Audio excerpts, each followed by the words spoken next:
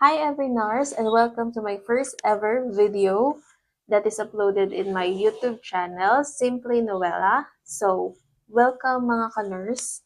And for today's video, kasi from the last TikTok live ko, maraming nag-request nito ng resume tips and job interview tips for no experience or yung mga newly board passers.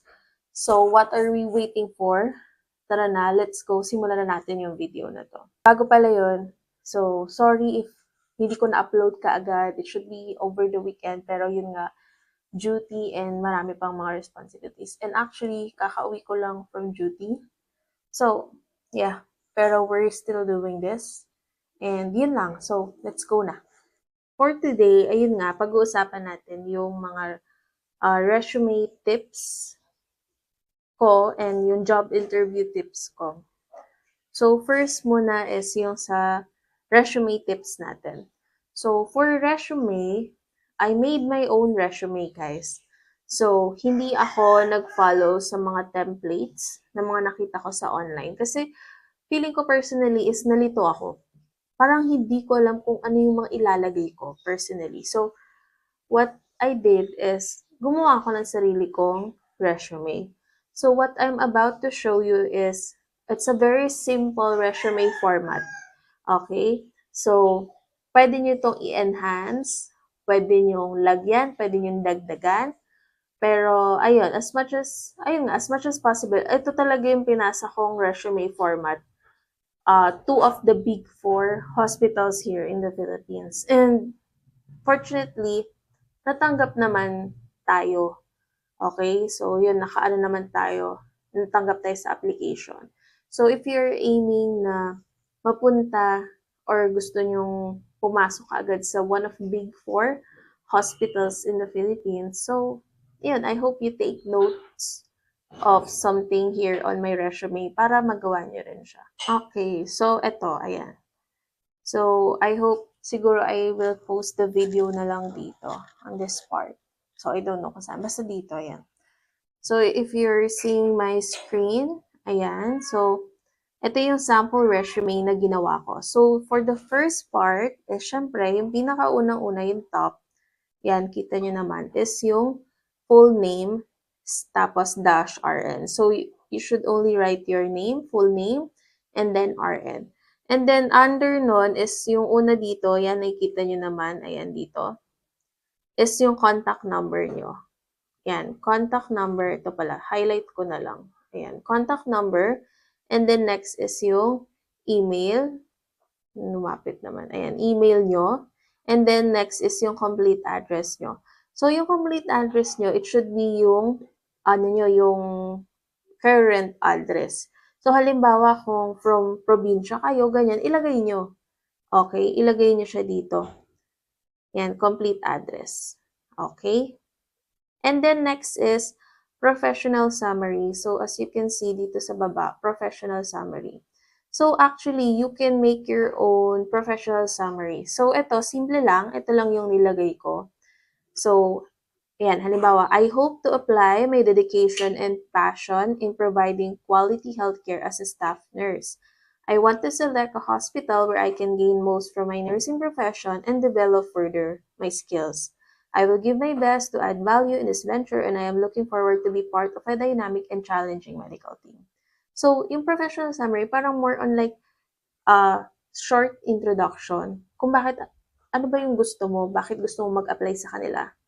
So, ayun. So, yun yung nilagay ko doon. So, yun, pwede kayong gumawa ng sarili nyo or pwede nyong, alam nyo yun, marami na kasi sa online eh. So, yun, gumawa na lang kayo ng very short paragraph that contains sino ba kayo, ano bang, ano nyo yun, dedication, passion, etc.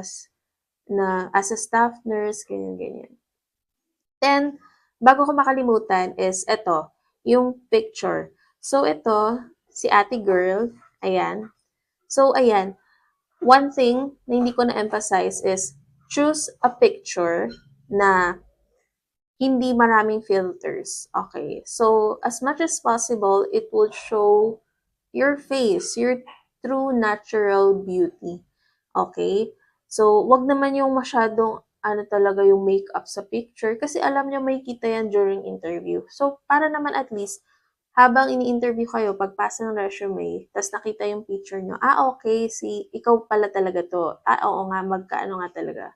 Kasi may iba na, ibang-iba dun sa picture, ibang-iba sa personal. So, we don't want na mag-promote pa ng misunderstanding sa employer natin para hindi rin sila malito.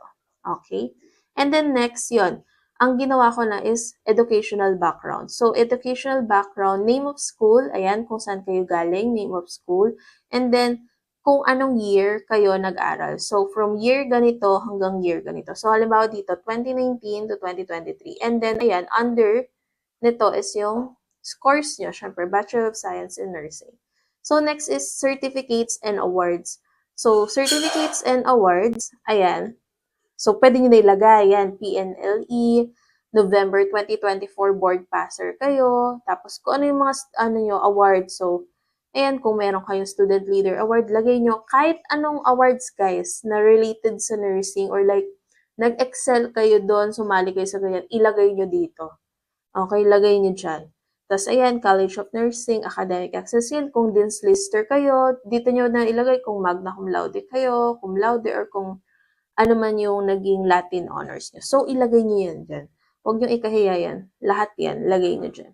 And then next is yung, ito kasi, inedit ko na to yung resume ko. So, ito, may work clinical experience na ako. Pero, since wala pa nga kayo, mostly, lockdown nyo to. Okay, lockdown nyo to. Huwag nyo munang lagyan. Pero if ever na may clinical experience kayo, so sige, paliwanag ko na din. So, yan. After nun, work clinical experience, name of hospital or kung saan ka nagtrabaho. And then, yung sunod dito is ito, yan. Date of employment. Sorry guys, hindi kasi wala akong pang-highlight. Yan. So, date of employment, nandito siya. Ano ba to? Naduling na kayo, wait. Yan, date of employment. Ayan. So, pwede namang month and year. Halimbawa, January 2024 to November 2024. So, yan, pwedeng ganyan. Tapos, ano yung inano nyo doon? Anong unit kayo? So, halimbawa, yan, operating room complex or OR. And then, yan, operating room complex. And then, sunod is bulleted na siya, bulleted list ng mga ano ba yung ginagawa mo as an OR nurse? So, assisted in major and minor operations, as a scrub nurse, ganyan-ganyan, monitor vital signs, provide comfort, gathered all needed surgical instruments, and blah, blah, blah, and so on. And then next, ayan, student clinical experience. So, eto, ganun din naman yung format niya. So, name of hospital, kung saan kayo nag-duty. Lagay nyo yan, guys, dito. Yan. Tapos address, and then kung anong year. Pwede ding month and year. Kung ano kayong tawag nito, anong buwan kayo clinical experience or student clinical experience, nag-duty doon. So, ayan, kung operating and delivery room, and then bigay lang din kayo ng mga ginawa nyo in bulleted list. Ako kasi ginawa ko, ganito na lang siya, bulleted list siya. Assisted in normal NSD, vaginal delivery, assisted in major and minor operations, perform newborn essential care and mother care, mga ganyan. So, magbigay lang kayo ng at least 4 kung ano yung mga ginawa nyo. 4 tapos pataas. And then, ayan lahat. Basta i-list yung student clinical experience nyo in ganitong format kung gusto nyo sundin. So, ayan. Next is kung may ibang hospital pa ulit. Tapos yun, operating room, general ward, intensive care unit. Ito kasi, from my clinical experience, student clinical, bakit pinag-isa ko na sila? Kasi iisang hospital po ito. Okay? Iisang hospital po ito. Yung pinag-graduatean ko guys kasi is may sarili silang hospital. So, doon na rin kami nag-duty. So, ayun. Kaya ganun yung ginawa ko. Pero kung kayo is nag-experience kayo ng mga student clinical nyo ng different hospitals, ilagay nyo siya guys. Lagay nyo siya kasi para makita din ng employer nyo na, okay, nakapag-student clinical experience pala kayo sa ganitong hospital, sa Manila, o kung saan-saan pa sa probinsya nyo, ganyan. Tapos ako, nilagay ko rin yung health center namin. Pero syempre, hindi ko na sinama dito. Ayan, name of health center. Kung nag-health center kayo, guys, which is community health nursing. So, ayan yung mga nag-administered tayo ng mga immunization, vaccines, ayan, collected vital signs, perform assessment, proper documentation, provided health education, mga ganyan. Tapos ayan, psychiatric nursing, ayan, sa mga nakapag-duty ng face-to-face for psychiatric nursing. Sikat na sikat dyan ang Mandaluyong, di ba? So, pwede nyo ilagay yun. Tapos address, and then month and year kung kailan kayo nag-duty doon. And then, ayan, psychiatric nursing. And then, ano yung mga ginawa nyo? Handled psychiatric patients, provide health promotion, promoted self-care activities, mga ganyan, assess psychological changes, and documented it. So, yun. So, dun pa lang, guys, kung makikita nyo, ayan siya, ganyan siya. Dun pa lang, kahit papano, puno na yung resume nyo. Diba? Makikita nyo yun. Puno na yung resume nyo. So, nasa dulo na tayo. Ang alam ko nito guys, ano to, A4 ang format nito. Next tayo is skills. Okay, so skills. So ayan, syempre as a nurse or nursing student, kahit newly passer, syempre natuto na rin na tayo from our nursing school ng head-to-toe assessment, patient education, wound dressing, care planning, medication administration, newborn care. So ito is bahala kayo kung anong gusto nyo ilagay na skills. Dagdag kayo dyan. Okay? Yan, dagdag kayo dyan. Kung gusto nyo ding ilagay dyan yung mga, kung ano pa. Okay? So, kayo nang mag-isip niyan. So, yan ay sample lang. And then next is, katabi niya is core strengths. Yung core strengths is, syempre, parang ito yung mga medyo hina-highlight mo. So, ability to work under pressure. Ayan na yan. Dito nyo na yan ilagay. Communication. Ayan, communication, leadership, teamwork, time management, self-driven, etc., etc. So, yan. Bahala kayo kung dadagdagan nyo pa yan or mas dadamihan nyo pa. And then next is, ito. Yan, kung may mga volunteer work kayo, ako kasi personally, nilagay ko pa rin yung akin, yung volunteer work, chuchu ko. So, ayan. So, sa mga nag-surgical mission dyan, ganun lang din yung format na ginawa ko. Okay, sige guys Pasensya na sa background noise. So, wait lang. I don't know if naririnig nyo, pero may mga dumadaan kasi. Ayan, nawala na. Okay, resume tayo. So, for volunteer work, kung ano man yung mga nag-volunteer kayo, ayan, ilagay nyo dito. So, ganun lang din yung format na ginawa ko. So, bulleted list siya, title nung volunteer mission na inattendan mo, and then put the month and date. Tapos yan, name of organization. Halimbawa, kung school mo lang din, di school mo ang ilagay mo dito. And then, kung ano yung ginawa mo. Ayan, halimbawa, ako assisted into circumcision operations, blah, blah, blah, provided health education among the patient. Tapos, ayan, fun run, medical assistance, ganyan, ganyan. So, lagay nyo lang siya, guys. And then, lastly is yung organizations. So, yan, organizations, ayan, Philippine Nurses Association. So, I believe, bago kasi kayo mag-oath taking, kailangan part kayo ng PNA. Tapos, ayun, kung ano yung mga organizations na sinalihan nyo. Okay, tapos, ayan, halimbawa yan, ako kasi yan, SSC, yan, mga Nightingale Society Officer, kung anong organizations, ilagay nyo dyan.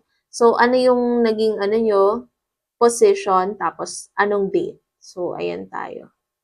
And then lastly, ito kasi, certificate. So, baka malito kayo. Dito ko kasi nilagay na sa dulo. Yung certificates na to, ito yung mga nakuha ko, ayan, yung ACLS and BLS.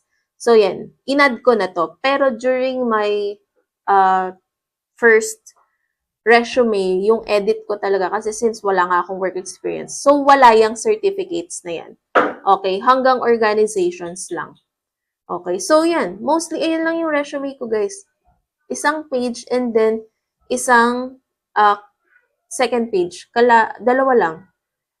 So, pwede namang mag-long, pag nag-long kasi, ayan, isang page lang talaga siya, guys.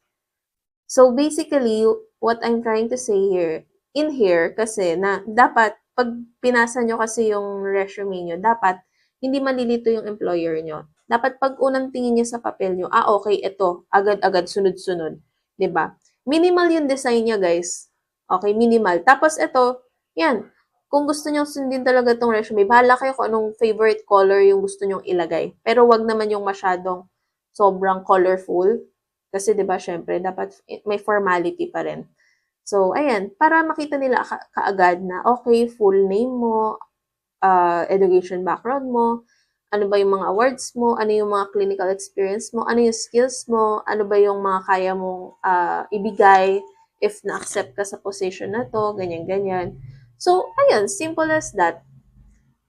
So, yun lang guys for resume. I hope you learned something. Next is sa job interview. So, quick tips na lang din yon. Okay?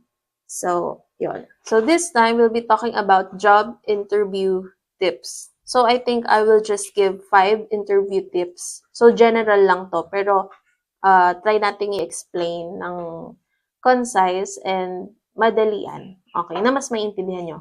So, first na job interview tip ko is choose a casual formal attire.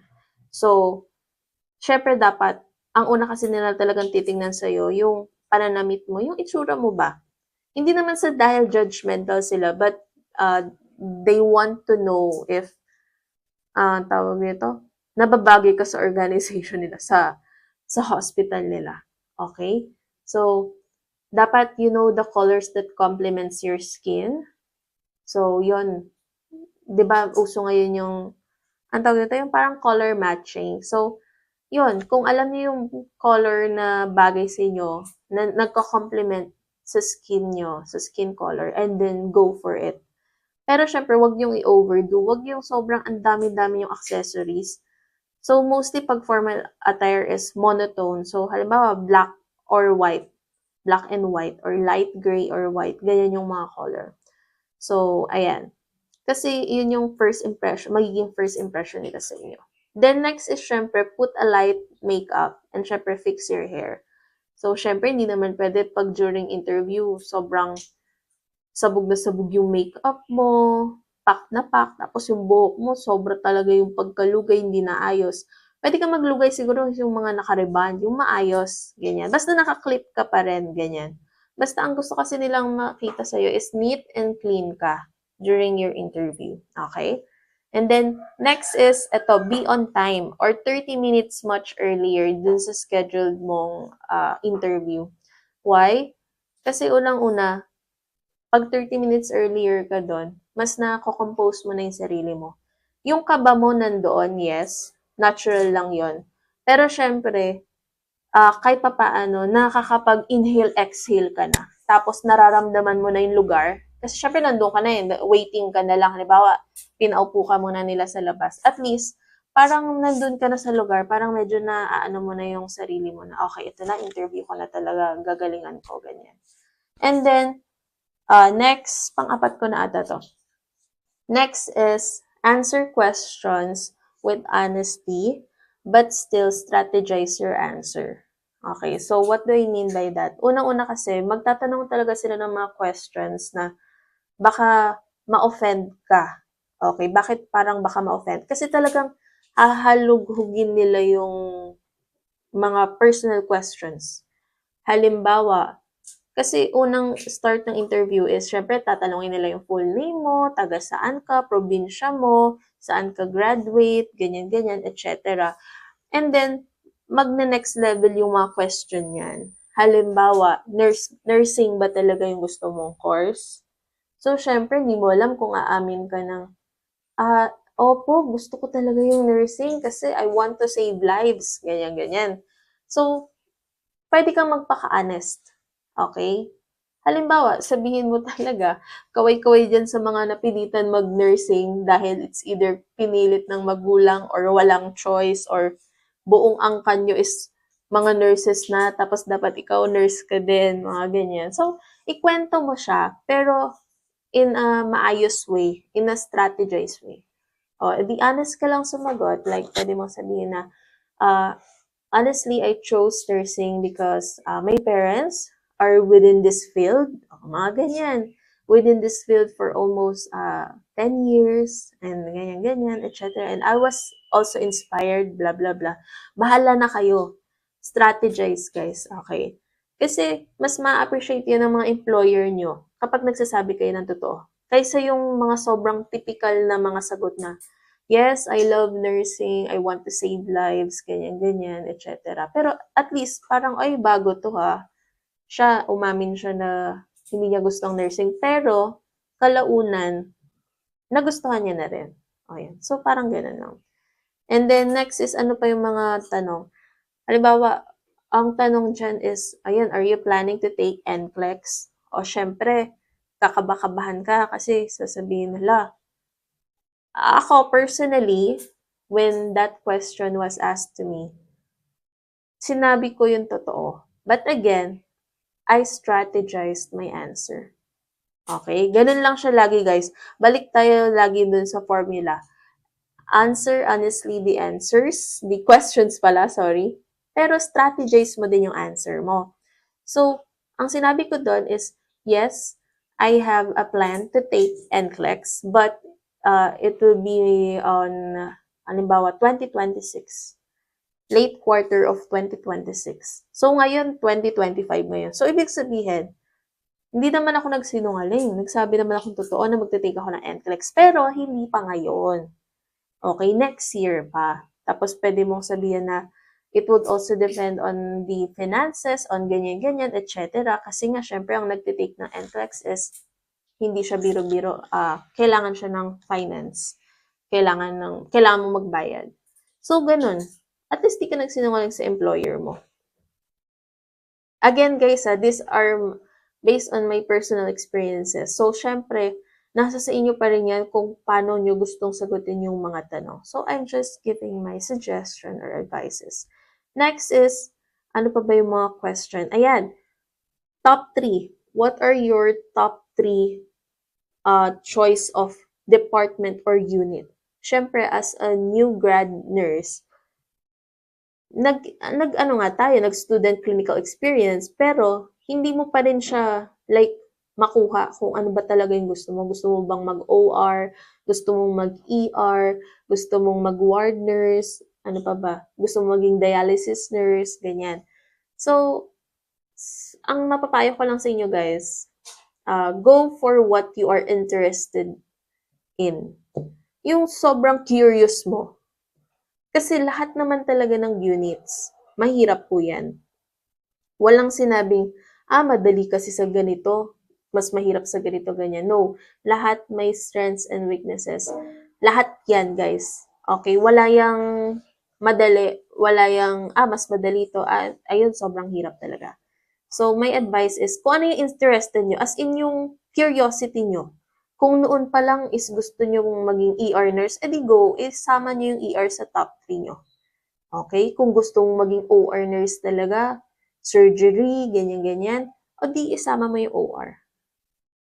Yun. So, one thing din naalala ko, may nagtanong during my TikTok live, ano yung best unit daw to gain knowledge, to gain experience?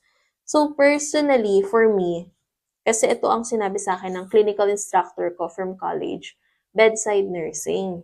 Kasi yung bedside nursing, lahat mapapractice mo. IV insertion, therapeutic communication, kasi syempre kakausapin mo yung pasyente mo, tapos hindi lang yon, makakahalubilo mo yung mga relatives nila. Tapos syempre doctors, and also lahat ng units, ICU, OR, makakausap mo pag nag-ano kayo ng patient, nagta-transfer kayo ng patient. Tapos, yun yung sabi sa akin ng CI ko. Tapos yun din yung sinabi ko during interview, pero yun nga, hindi ako napunta sa bedside nursing. So, yun, OR na ako kaagad na ilagay. So, yun yung sa akin, guys. So, kayo, if ever, yun, kung ano sa tingin nyo, saan kayo mag-excel na unit, adi go for it. Kasi kung halimbawa, along the way, nahirapan kayo, pwede naman pong mag-switch. Okay? Pwede naman pong mag-switch. All hospitals have policies if you want to transfer to other units. So, basahin nyo lang yung policies na yon or yung rules nila, kung ano yun. Tapos sundin nyo na lang. Okay? So, lahat talaga mahihirapan sa una. Pero, kinalaunan, like, days by, months by, talagang maano mo din naman siya po. Like, hindi naman sa mama-master, pero makakaano ka lang din, tawag ito, masasanay ka. Totoo yun, masasanay ka. And then last, ano bang question pa? Ayun, why did you choose our hospital? Ayun, yun yung mga natatandaan ko pang ano. Why did you choose our hospital? So, yun, honestly, kung ikaw ay nag-a-apply for Big Four hospitals in the Philippines, so syempre pwede mo namang isagot na, of course, this is one of the Big Four hospitals in the Philippines, and therefore, I want to gain the best knowledge, the best skills as a new grad nurse. O, ganyan. I want to offer ganyan-ganyan, etc. Bahala na kayong magsabi ng kung anong gusto nyong sabihin. Kumbaga maging honest kayo kasi bakit Big Four na eh. Big Four na yung hospital. So, syempre dito yung gusto ko. Gusto ko makagain ng the best knowledge, tapos updated sa healthcare, ganyan. So, ayun lang. Yun lang guys. I hope you learned something. Feeling ko mahaba-haba tong video na to. Pero, ayun. I hope you watch until the end. And, again, good luck guys sa pag-a-apply niyo ng trabaho. Go, go, go, go mga RNs. Kayang-kaya niyo yan. Kung taga-probinsya kayo and you're aiming to work in Manila, bigger hospitals, go for it. Okay? Go for it, guys. And saang lupalop man kayo ng Pilipinas, okay? Go for it. Go for your dreams. Pero kung ikaw ay isang nurse na, meron kasing ganun eh, parang gusto ding magtrabaho sa Manila, pero syempre, because of family or other factors, mag-stay ka dun sa lugar mo, tapos dun ka mag-work. Good for you din yun.